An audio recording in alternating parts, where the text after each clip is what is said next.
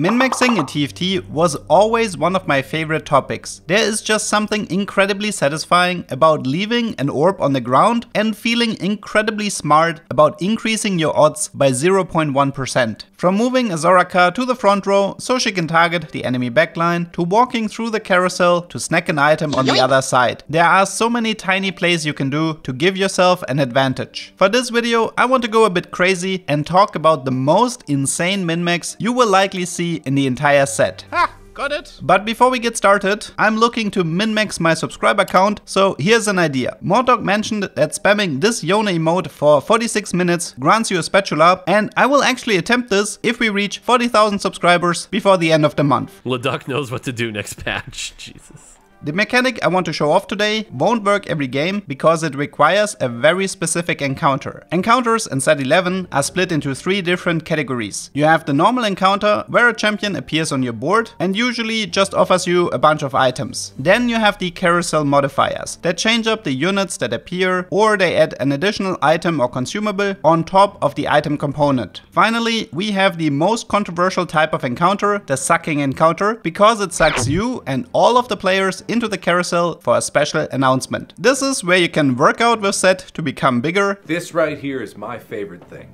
ever. Learn about your future opponents with Ash, or have your augments move to the end of stage 5.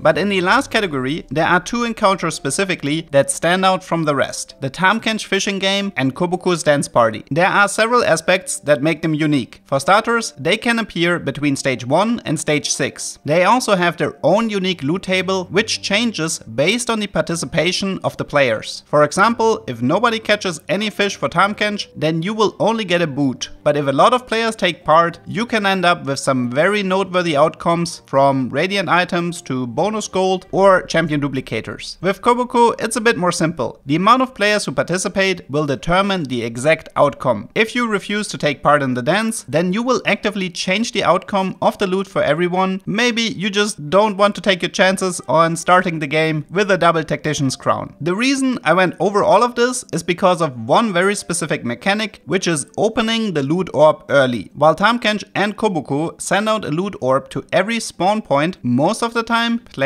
are unable to open up these orbs and have to wait until they return to their board. If you watch streamers during these encounters, you can often see them tab out and use the time to scout, but this might not be the best course of action, because it is in fact possible to guarantee the early loot orb every single time. The reason why it makes sense to aim for the strategy is because some of the orbs, especially the ones from Tahm Kench, sometimes contain a lot of gold. This gold goes to your bank right away and can help you to reach the threshold for a higher gold interest. The key to this mechanic is to figure out which one of these 8 orbs belong to you. This will be a bit complicated, so let's go over everything step by step. At the start of the game, you are assigned to one of 8 boards on the map. You can see which position you have if you check out the minimap in the bottom right of your screen. In stage 1-1, for every carousel and for every sucking encounter, you are warped to the middle of the map. However, for every player, the camera angle appears to be the same. This is because the game will change the camera perspective to make sure you always spawn at the bottom middle part of the carousel. This is to simply help players out to always know where their little legends are right away. What you need to understand is this: to ensure that every player spawns at the bottom of the carousel, the camera is rotated for each player to a different degree. This is the reason why the orbs will fly past you in the encounter. Walking to the left doesn't actually mean you are walking towards the left boards, because the carousel might be rotated in a way that you're actually going into the opposite direction. How much the carousel rotates is actually based on your current position in the lobby. This is thankfully consistent for the most part, so every time you are in first place, the carousel should have the exact same angle. Since the carousel is not symmetrical and has a lot of different design elements, we can figure out how much the carousel rotated, and therefore it is possible to know where you have to walk to pick up your orb. I know all of this sounds rather complicated, but lucky for you, I already did all of the legwork and created 8 different pictures that tell you where you have to walk to collect the orb from Kobuko or Tahm Kench. You can find all of the pictures in a tactic guide in the description of this video, but I still recommend that you stick around because I will go into detail on how to actually use them. These 8 pictures are based around your lobby standing during the carousel. For example, if you're currently in last place, then you should always see this large stone at the bottom that somewhat connects to a tree at the end. If you are in first place, then you should see a branch that splits into 2 at the bottom left of the carousel, and this is something that can't be seen in any other position. Now you don't have to individually check all 8 pictures every single time. Instead, you can pre-select the picture based on your standing and just confirm quickly that you have the right picture at the start of the encounter. There's really only one thing that you have to do, and that is to remember your board placement on the minimap. With this, you have all the information required to pull off this mechanic. Let's go over a few examples together so you get a feeling for how this works. In this game, I can see at the top of my interface that the sucking encounter is coming up because it shows me an additional round between stage 2.5 and 2.7. Only these types of encounters will create an extra round so you can prepare everything beforehand. If you check out my standing, you can see that I'm currently 4th place in HP, so I pull up the 4th picture. I check the minimap and see that my position on the board is in the top right. I get warped to the carousel and quickly confirm that I have the right picture. I'm looking for a small stone connecting to a small tree, which is the case here, so I know I have the correct picture. All I have to do now is look for top right on the picture, and I see that it's 1 to the left of my spawn. I walk 1 to the left, and when the timer hits 7 seconds, Kobuko sends out his orbs. My orb was always flying towards the top right of the map, but by walking to the left, I fixed the rotation of the carousel and put myself in the correct position, so my orb opens early and I receive the gold right away. Let's take a look at another example. In this clip, if you check out the minimap, you can see that Alan's is positioned in the top right. He gets the Tahm encounter and is 4th in HP, but 3 players are already dead. The game starts to count from the bottom, but it is ignoring the dead players, so he receives the spawn point of the 7th position. You can see how there is a tree above the stone platform that splits into 2. For him to open up the orb early, he has to walk 1 spawn to the right. Unfortunately, he went back to his original spawn point and neither him nor his opponents were standing in the correct spot. If you want to help your favorite streamer, you can figure out where they have to walk, even if they're using a camera that is blocking the minimap. This is what you have to do. At the very beginning of the game, look for indicators that tell you which of the 8 pictures have the same elements. In this game, you can see the tree wrapping around the large stone with 2 bushes at the top. This is the same picture as a 2nd place position. All you have to do is check the bottom spawn, and now you will know that I will start in the top right of the map even before the portal selection is over. If we follow this example, we encounter Kobuko in stage 2.5 and I'm currently in the 4th position. Even if my combat log would block the HP bar, you can still cycle through the pictures and match the correct carousel. The 4th position matches because there is a small stone and a small tree at the bottom left. Since the starting position was the top right, the correct decision in this example is to walk 1 to the left to collect the orb early. Now sometimes players will tell you the correct move is to stand still, but this is a bit of a half-truth. The reason why standing still can work has to do with the stage 1-1 encounter. If you open with the Tahm fishing event or the Kobuko dance, every single player is already positioned perfectly for the orb at the start of the game. It's only once players start taking damage that the spawn position gets shuffled and the orbs will fly in a different angle compared to your spawn in the carousel. To summarize, if you start with a Kobuko or Tahm encounter, you can simply take part in the event and walk back to your original spawn point at the bottom. Usually in this opener, every player receives their orb early, unless the players decide to walk all over the carousel. Overall, this topic was quite fun to research, and at the end of the day, you could make the argument that the advantage you receive is not worth the effort, and in a way, you would be right. But trust me when I say that nothing beats feeling smart, knowing where to walk, and picking up 1 bonus gold that your opponents will never get their hands on. I hope you learned something, and see you next time.